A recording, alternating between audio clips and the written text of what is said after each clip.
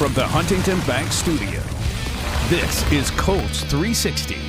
Welcome to this week's Colts 360, joined by head coach Shane Steichen. Shane, coming off for the first time this season, back-to-back losses. When you break down the game, you look at it. I know you always look at trends and statistics and analysis of all of that. What are those commonalities that you see, and then how do you address those? Yeah, I think, first and foremost, just starting on the offensive side of the ball, being efficient on first and second down, not putting ourselves in those second and long, third and long situations, and then making sure we're sustaining those drives like we were early on in the year. And getting back to, doing some basic stuff, doing that stuff better, moving forward, especially down the stretch. I remember going back to start of the season, may even been during training camp. You were talking about that last year there were more games in the NFL decided by single scores than there ever had been previously. We're seeing a lot of that in particular of late. What are the points of emphasis that you've been harping on, even going back to the beginning of the year, about what decides those games and what those games come down to? Yeah, I think it's discipline and finish. At the end of the day, you got to go make a play at the end of the day, whether it's a call or a play that you got to go win. We've had 5 games that have came down to 1 scores.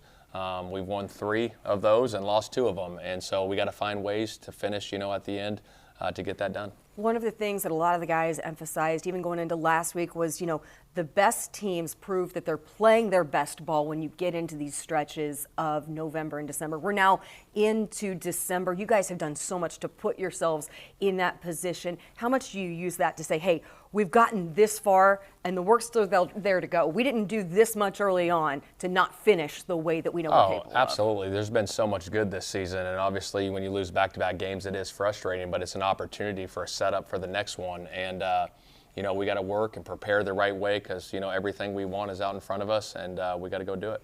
Defensively, your defense extended its streak to 12 straight games with a takeaway, longest active streak in the NFL. What do you attribute the type of consistency that they've been able to come up with for you? It's been awesome. To get the takeaways have been huge. Obviously, getting the 2 last week and then Cam Bynum coming up with a huge interception this week. I think the pressure, the rush working together, the coverage on the back end. I think Lou's doing a great job of putting those guys in position to go make those plays. And at the end of the day, those guys are making the plays on the field to help us. You talked about creating pressure. Grover Stewart, a career season high in passes defense with 4, had one of those last week. How much of a steadying force has Grover been up front, especially as you've been operating next man up without DeForest Buckner? Yeah, he's been phenomenal. He's been phenomenal his whole career here. The way he, is in the run game, taking on the double teams, rushing the passer, getting the tip balls. He obviously got an interception this year, which is phenomenal. But that third down, batted pass down there in the red zone to get the red zone stop to hold him to 3 was huge by him. So he's been playing great for us. Offensively, coming up later in the show, Alec Pierce is going to be our player guest. What do you notice when you look at Alec's development, in particular this year, that has so significantly impacted what he's been able to do for your offense? I think his route tree has just developed. I mean, not only is it a deep ball threat, but the intermediate threat, catching the big in cuts, catching the ball over the middle. His catch rate has been phenomenal. Just the way he's able to go up and pluck the ball away from defenders has just been phenomenal. So he's continued to make strides in that.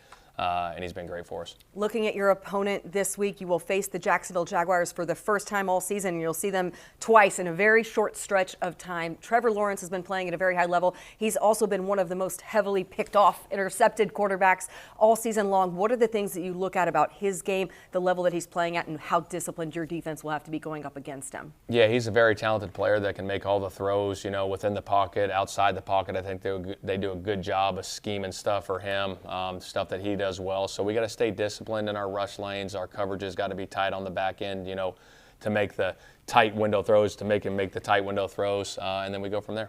Jacksonville has been a notoriously tough place for this team to play, and that predates almost everybody who is in this locker room. And is that more so something that, the media might talk about, or is that something you feel like that you have to bring up and address with your teams, that more of an outside thing? To me, it's the next game, and we got to go down to Jacksonville, and we got to go game that we want to go win. And it doesn't matter where we're playing, who we're playing. It's the next game, and we got to go take advantage of it. Shane, good luck on Sunday in Jacksonville. Appreciate the time. All right, thank you. Coming up, top target Alec Pierce in studio. The wideout explains how he's expanded his game this season and the special added significance of his most recent touchdown. That's next.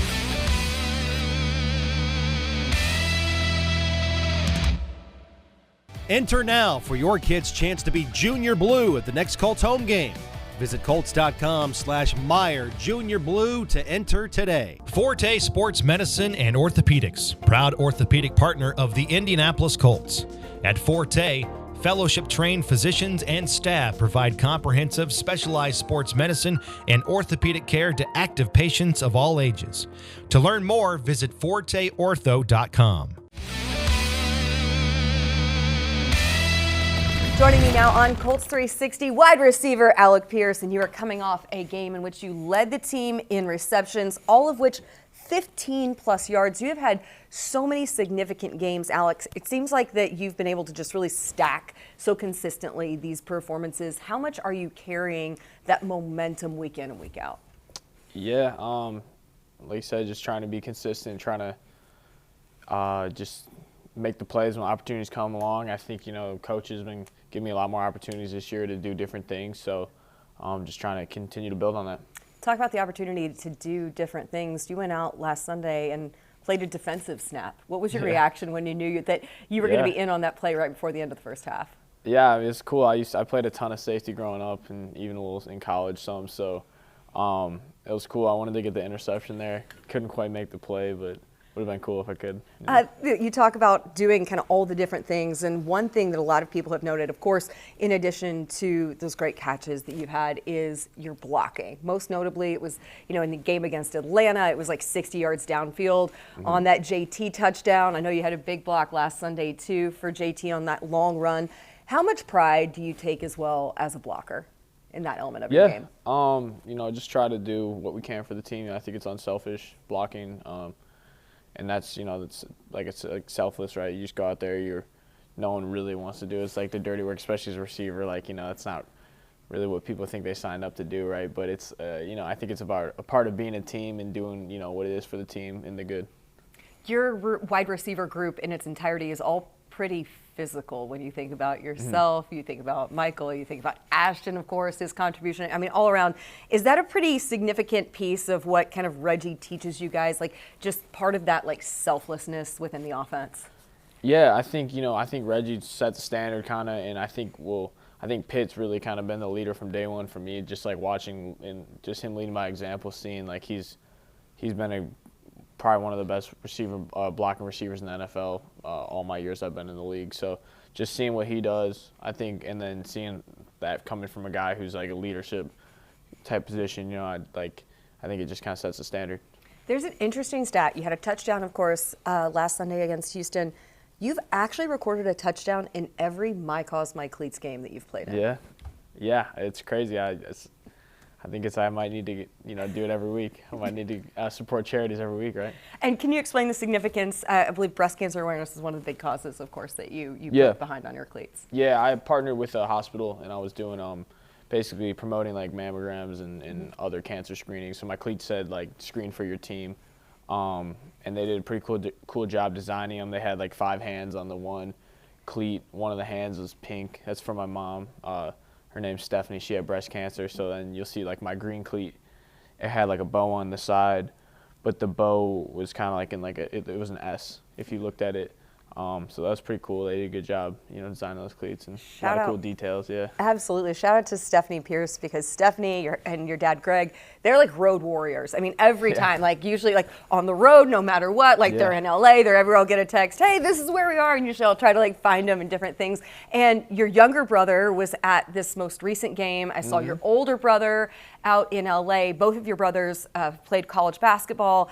How unique is it when you're able to support them, they're able to support you, because for so much of your lives, you've all been on competing different schedules where they've been doing basketball, you've been football, all of that for the last at least decade. Yeah, no, it's been interesting this year. My little brother's not playing basketball this year, and my older brother he stopped playing overseas 5-on-5 basketball a year and a half ago. So this is the first year where it's only me doing things that I've seen, just my little brother being not in season. He's been able to come to a lot of things, and my older brother's been able to come to a few things. He lives out west now, so those West Coast games, he's usually able to make it. So yeah, it's definitely been interesting, because I think before this year, I think last year, the Bears game was the first time I'd ever had all my both my brothers and my parents at a football game, probably since I was really young or something, right? But because my older brother had been overseas playing basketball season, you know. So yeah, it's been cool. Alec, one thing that in talking to Reggie and talking to assistant wide receivers coach Brian Bratton, they've talked about how much your confidence has grown this year, how much you've developed in your route tree, and in talking to some of the coaches, what they've told me, Coach Bratton was telling me that you've been so diligent in terms of looking at scouting reports and looking at who you're matching up with, those DBs, what their tendencies are, learning a little bit more about them and how you can maybe exploit different things when you get matched up in games. Tell me about that process and how you've really been able to implement that and the difference it's made for you this season. Yeah, you know, just watching film each week, you know, I like to look at the corners you're going against, really especially in press coverage, see how they play. You know, there's a lot of different ways that people play in this league, so just kind of figuring out, like, how they're going to play, like what type of, like, press they play, and then just finding a way to kind of attack that. What is something that you look at and you look at yourself when maybe you're doing some self-scout? That's something you obviously do a lot, like over the bye, that you're like, you can see the biggest dividends in that work that you're putting in, that growth in your game. Yeah, I would say like the route running, especially like the intermediate level, I think has been something I've been working on for years now, and I think it's just like this year I've kind of got a lot more chance to showcase it, and I think I've been putting good film out there on that.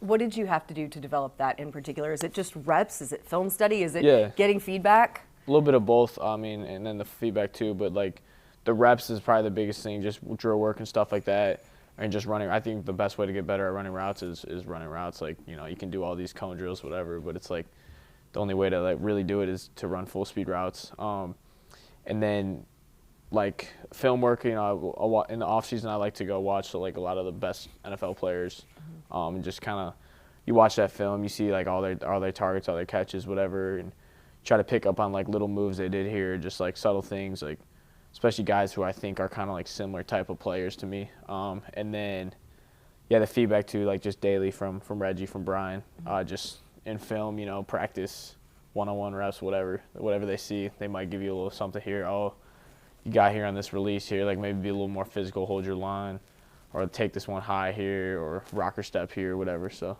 love that. Is there a guy in particular that you like to watch a lot of? You mentioned when you're watching other receivers. Yeah. Actually, Nico Collins from the Texans. I watched a lot of his film. Mike Evans, Justin Jefferson, George Pickens. All good guys. Yeah. All good guys to implement things up. Well, Alec, looking forward to another great game from you. Really appreciate the time. Thanks so much. Yeah, thank you. Coming up on Colts 360, voice of the Colts, Matt Taylor, breaks down the magnitude of Sunday's game in Jacksonville and the playoff implications as the Colts see yet another AFC South rival. That's next.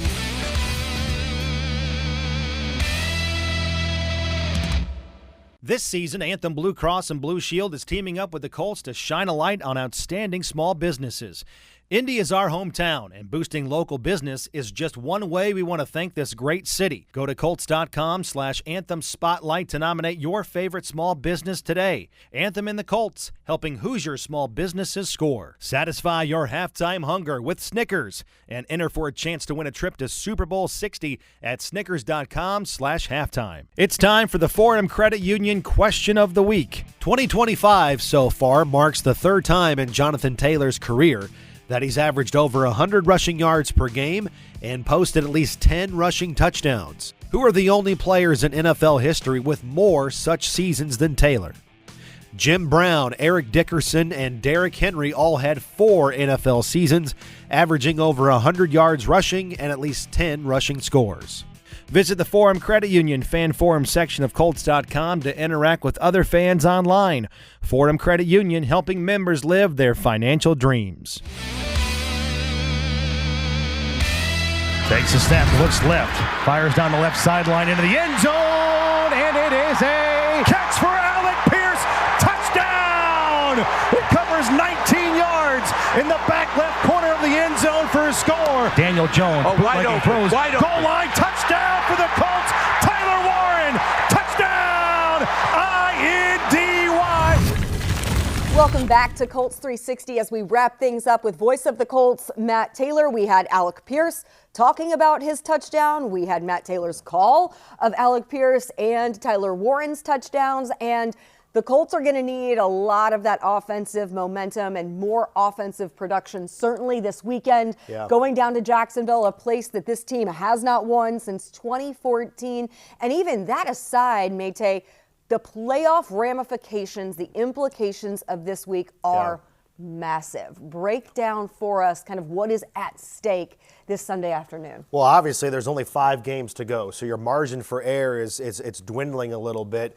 But it's kind of crazy to think that just a couple of weeks ago, the Colts were 7-1 and had a 2.5 game lead inside the AFC South, and now boom, that's gone. And so the Jaguars and Texans keep on winning. The Colts have kind of hit some adversity here. They've lost back-to-back games, 3 of their last 4. So they're in an absolute dogfight right now with the Texans and the Jaguars. The good news is the Colts still control their own destiny because they have head-to-head matchups with those 2 teams in the last 5. 2 against Jacksonville, including this Sunday, and 1 more in Week 18, the regular season finale against the Houston Texans. So they can still take care of business, but they got to start playing some better football. And you talk about the ramifications and the swing game nature of this game on Sunday.